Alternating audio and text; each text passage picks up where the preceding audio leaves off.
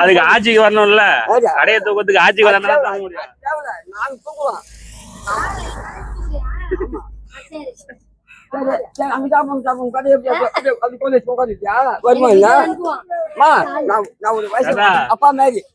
ஒரு 45 தொகுதி போயிட்டேன். எடப்பாடி 10 தொகுதி டெபாசிட்டே வாங்க மாட்டாரு.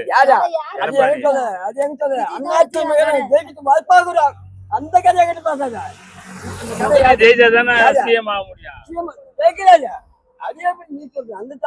நான் போய் பார்த்துட்டு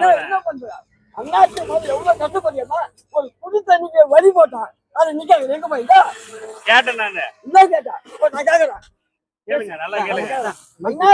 வந்து நாங்க எவ்வளவு போட்டோம் மக்களுக்கு தண்ணி குடி கொடுத்தோம். நீ குடி தண்ணி போட்ட ஒரு டீ 10 ரூபா, ஒரு மாட்டுக்கு பால் காய் கொடுத்தா 30 ரூபா. இதெல்லாம் போன என்ன ஆச்சு? எவ்வளவு கஷ்டம் இந்த குடுக்க என்ன ஆச்சு? இப்ப என் மொடை செல்விச்சேன் எனக்கு ரூபாய் இல்லை. என் மொட்டை செல்வி எனக்கு உண்மை கிடையாது.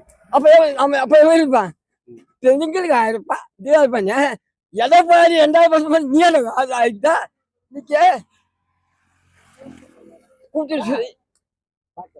முழு வீடியோவை எங்களது யூடியூப் சேனலில் பார்க்கலாம்.